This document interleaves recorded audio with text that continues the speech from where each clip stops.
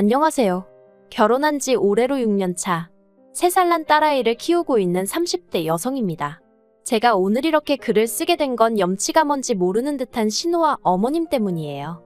사실 신우랑 어머님이 어떻건 간에 남편만이라도 제정신이면 제가 이렇게 글을 쓰는 일까진 없었을 텐데. 팔은 안으로 굽는다더니 남편도 은근슬쩍 신우랑 어머님 편을 드는 게 아주 꼴사나워 죽겠네요. 그런데 제가 이혼하자니까 그건 또 못한다고 징징거리고, 사람 성품이 나쁜 건 아닌데 맺고 끊는 걸 잘 못하다 보니 그 여파가 전부 다 저에게 오는 듯합니다. 남편하고는 지인의 소개로 만났지만 바로 연애를 시작한 것은 아니었어요. 당시 남편이나 저나 직장을 다니는 회사원이었는데 둘 다 워낙 일이 바쁘다 보니 서로를 알아갈 만한 시간적 여유가 없었거든요. 그래서 거의 서로 연락처만 가지고 있는 수준으로 1년이란 시간을 흘려보냈다가 우연한 계기로 다시 연락을 주고받기 시작했고, 그리고 이후로 급속도로 가까워져 연인이 되었네요. 연애하는 동안 어느 다른 연인들처럼 저희도 별것도 아닌 일로 다투기도 하고 마음 상해하기도 하고, 하지만 헤어진 애만의 그런 소리까지 해본 적은 없어요. 보통은 한두 시간 내에는 풀리고 길어도 하루 이상을 가지 않았죠. 말 그대로 남들 하는 만큼의 평범한 연애를 했어요. 그리고 사귄 지 1년 반이 지났을 무렵 남편이 장미꽃 한 다발을 내밀며 프로포즈를 해와서 결혼까지 약속하게 되었죠. 그때만 해도 정말이지 제가 남편과 이혼까지 생각하게 될 줄은 몰랐다니까요. 결혼할 때 양가로부터 받은 도움은 없어요. 원래는 친정에서 5천 해주신다고 했고 시댁에서도 그러면 똑같이 5천을 맞춰주시겠다 했었는데, 신우가 말 그대로 미쳐날뛰었거든요. 신우는 남편보다 2살 어렸지만 혼전 임신을 했던 탓에 남편보다 한참 일찍 시집을 갔어요. 그리고 그때 어머님이 혼전 임신으로 시집 가는 딸이 너무 미워서 한 푼도 안 해주셨다고 들었습니다. 어머님 말씀으로는 혼전 임신이고 뭐고 당신은 당신 딸밖에 안 보였기에 애지우고 결혼하지 말라고 하셨었대요. 그런데 신우가 그런 어머님의 마음을 몰라주고는 어머님더러 사람도 아니라면서 딸이 차마 엄마한테 할 소리가 아닌 말들을 퍼부어댔었다네요. 남편 말로는 거의 쌍욕 수준이었다고요. 결국 그때 어머님과 신우의 감정에 골이 있는 대로 깊어져서 어머님이 한 푼도 안 해주셨던 건데, 신우가 그 이야기를 들먹이며 왜 자긴 안 해줘놓고 오빠만 해주냐면서 아주 중내산에 난리가 났던 거죠. 참고로 저는 결혼하고 나서야 신우 성격이 말 그대로 핵폭탄급이라는 걸 알았어요.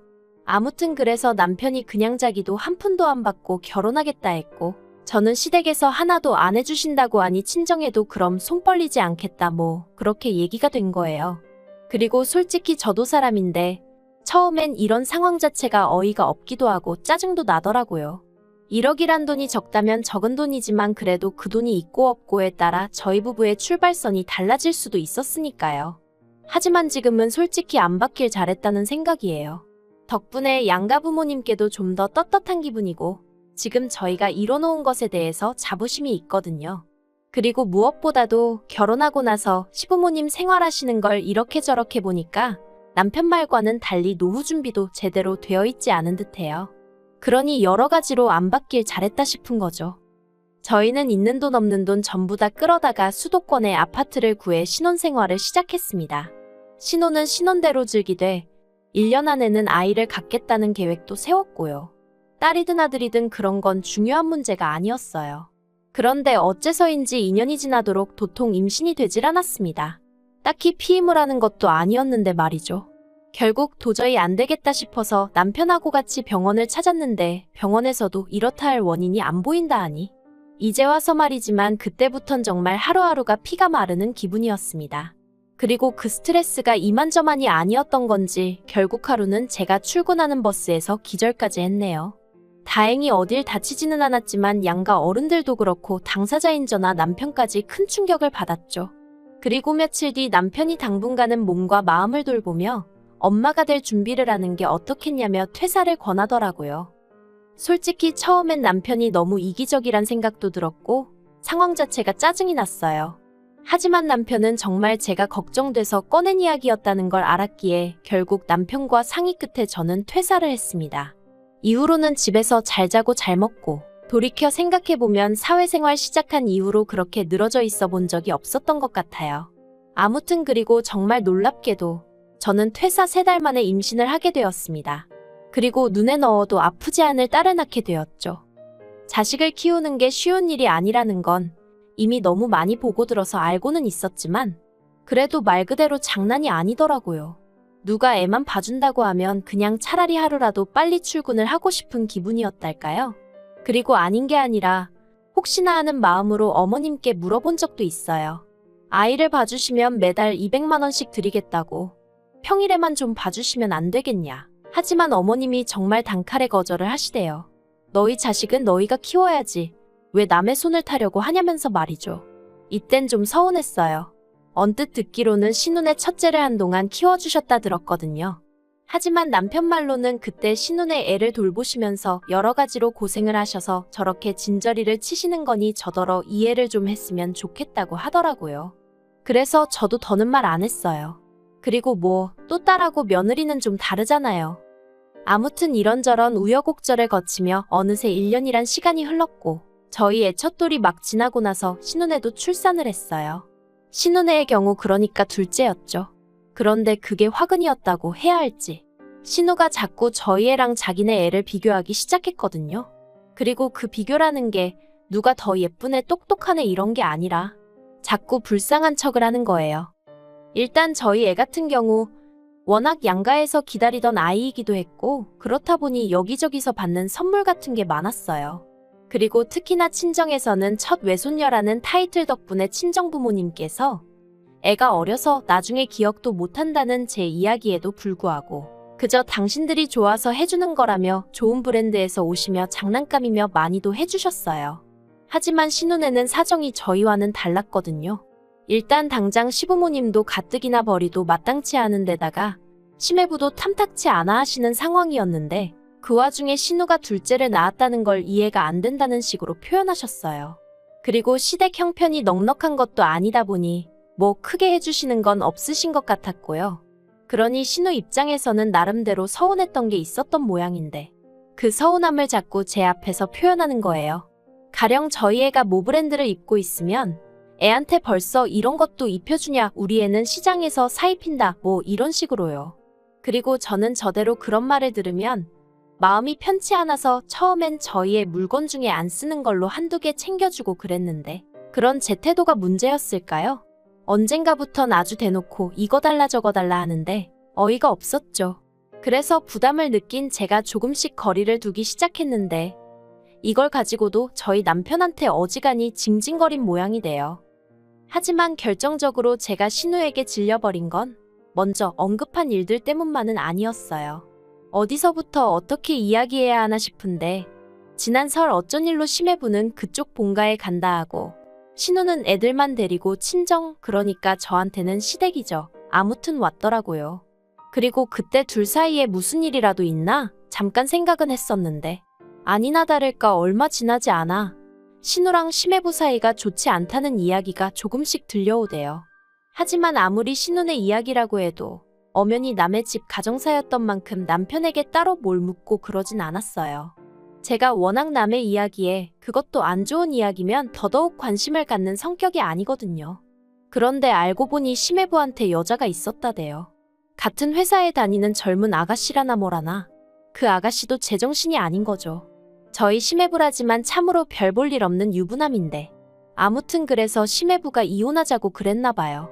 애들은 자기가 키울 테니 재산만 받고 이혼해달라고요. 그런데 신우가 자기 재산 필요 없다고 애들만 달라고 했대요. 양육비도 안 받겠다면서요. 솔직히 그 이야기 듣고 어이가 없었어요. 재산이 애들보다 더 좋다 뭐 그런 건 아니지만 도대체 무슨 생각으로 돈도 필요 없다, 애들만 달라 그런 건가 싶어서요. 요새 애들 키우는데 돈이 한두 푼 드는 것도 아닌데. 아무튼 그렇다고 마음 떠났다는 남자 붙들고 살라고 할 수는 없잖아요. 신우랑 제 사이가 그런 조언을 주고받을 관계도 아니고. 그래서 저는 아무 말도 안 했고 아무튼 그렇게 두 사람이 이혼을 했어요. 그런데 그 두 사람의 이혼이 제 결혼 생활에도 영향을 미칠 거라곤 그땐 미처 생각지 못했습니다. 신우는 결혼 이후로 계속해서 전업주부로 살았고 그랬기에 딱히 경력이라던가 내세울 게 없었어요. 그러니 이혼 이야기가 오가기 시작한 무렵부터는 정말 이혼하게 되면 뭘 해먹고 살아야 하냐며 이래저래 고민이 많은 눈치였죠. 그래서 한 번은 보다 못한 제가 지나가는 말로 기술이라도 배워두면 좋지 않겠냐니까 어느 세월에 뭘 배워서 돈을 버냐며 오히려 짜증을 내대요. 좀 황당했죠. 기술도 없고 경력도 없는 자기를 그럼 누가 써줄 거라고 생각하는 건가 싶어서. 하지만 평양감사도 본인이 싫으면 그만이라고 그냥 무조건 싫다는 사람한테 제가 무슨 말을 더 하나 싶더라고요. 그래서 저도 더는 아무 말도 안 했어요. 그리고 다행히 얼마 후 신우 사는 동네에 엄청 큰 마트가 오픈을 해서 거기서 계산원으로 일을 하기로 했다대요. 그렇게 이제 그런대로 정리가 되었나 했는데 신우가 계산원으로 일한 지 한 달이나 됐나 싶은 무렵 때려쳤다는 소식이 들려왔어요. 자기가 아무리 계산해봐도 시간당 10,000원 받아가면서 애들 키울 돈을 못 벌 것 같아서 관뒀다고요. 어이가 없고 기도 안 차대요. 하지만 신우는 계속해서 이렇게는 못 산다며 말 그대로 지 잘났다고 떠들어대더니 이달 초 자기가 밤에만 일하고 대신 한 달에 400만 원씩 받을 수 있는 일을 찾았답니다. 당황스러웠죠. 어떤 일이 밤에만 일을 하는데 400씩이나 주나 싶은 게. 그리고 이내 안 좋은 생각이 들어서 저랑 남편이 신우를 붙들고 도대체 무슨 일이냐 몇 번이나 물었는데 입을 정말 딱 다물고 죽어도 말을 안 해주는 거예요. 한다는 말이라곤 남 부끄러운 짓은 안 한다. 합법적인 일이다. 아니 다 큰 성인이 말을 안 해주는데 저희가 뭘 어떻게 할 수 있었겠어요. 결국 뭔지도 모르면서 말려도 보고 화도 내보고 그러다가 결국 두 손 두 발 다 들었죠. 그리고는 이달 초 시부모님한테 연락이 왔습니다. 기니할 이야기가 있어서 그렇다며 남편하고 오라고 하시더라고요. 혹시 돈 이야기인가 싶었지만 결혼 전부터 남편하고 분명히 해둔 것들 중 하나가 가족과는 돈 거래를 하지 않는다였기 때문에 이 부분만큼은 별 걱정이 없었거든요. 그래서 아무튼 어머님의 한껏 진지하신 목소리와 별개로 저는 비교적 가벼운 마음으로 시댁을 찾았는데 거기서 생각지도 못한 이야기를 듣게 되었죠. 어머님이 이리저리 돌려가며 이야기를 꺼내셨지만 말씀의 포인트는 저희더러 아니 저더러 시조카 둘을 맡아주라는 것이었습니다. 정말 너무 놀라고 당황스러워서 심장이 벌렁벌렁거린다는 게 이런 거구나 싶었어요. 제가 갑자기 그게 무슨 말씀이시냐 되물으니 어머님이 하시는 말씀이 신우가 하는 일이 뭔지는 당신도 모르신답니다. 하지만 그 일을 하려면 낮에는 신우가 좀 쉬어야 하는데 애들이 둘이나 되니 도통 신우가 쉴 수가 없어서 힘들어한다는 거예요. 그러니 애들을 누가 좀 맡아줘야겠는데 생각해보니까 제가 지금 육아하느라 어디 회사를 다니는 것도 아니지 않냐면서 하나 돌보는 거나 셋 돌보는 거나 별 차이 없을 거라고 저더러 시조카 좀 맡아주라나요? 그래서 제가 그게 말이 되냐고 못한다고 했어요. 가뜩이나 하나 돌보는 것도 정말 진땀이 뻘뻘 나는데 어떻게 시조카들까지 보느냐고 어머님한테 이런 이야기를 하시는 것 자체가 서운하다고도 했죠. 하지만 어머님께선 계속 미안하다 하시면서도 그래도 가족끼리 도와줘야지 어떻게 모른 척을 하냐는데. 그리고 그 순간 저도 모르게 어머님께 그럼 어머님이 좀 봐주시면 되지 않냐 했습니다. 시조카들 입장에서도 외숙모보다는 할머니가 편하지 않겠냐고요. 그랬더니 어머님 말씀이 당신은 체력이 딸려서 못한다며 저더러 집에서 애 키운다는 핑계로 일도 안 하지 않냐. 시조카들 봐주면 그래도 신우가 달에 100만 원은 주겠다고 하더라. 어머님은 200만 원을 드린다고 해도 애는 못 봐준다 하셔놓고 저더러는 100만 원 받고 시조카 둘을 보라는 건가 싶은 게 생각할수록 어처구니가 없더라니까요. 사실 저는 그래도 어머님은 신우에 비해 사리분별이 되시고 경우가 있으신 분인 줄 알았어요. 그런데 막상 당신 딸이 힘들다 어쩌다 하니까 결국 며느리 인절을 붙들고 늘어지시는 게 어머님이 나쁘다고 생각은 안 해요. 제일 나쁜 건 신우죠. 자기 하나 때문에 시부모님 저 그리고 중간에서 이도저도 못하다가 욕먹는 저희 남편까지 몇 명이 지금 불편해진 건지. 그런데도 저희 신우는 자기가 세상에서 제일 불쌍하다고 생각하는 모양입니다. 하루가 멀다 하고 저한테 문자로 유치원 선생들은 한 반에 10명씩도 놓고 보던데 언니는 겨우 셋만 보는 건데 그게 안 된다는 거냐? 언니 어차피 수입도 없어서 우리 오빠한테 빌부터 살지 않냐? 우리 애들 봐주면 내가 100만 원씩 준다는데 돈 벌기 싫은 거냐? 별의별 헛소리를 짓거려대고 있고요. 그래서 저도 신우한테 자기가 싸놓은 똥은 자기가 치우는 거라고 막말을 해버렸어요. 시조카들이 똥이라는 건 아니지만 그러니까 자기가 뭐 가진 게 있다고 돈도 안 받고 애들만 데려왔냐고요.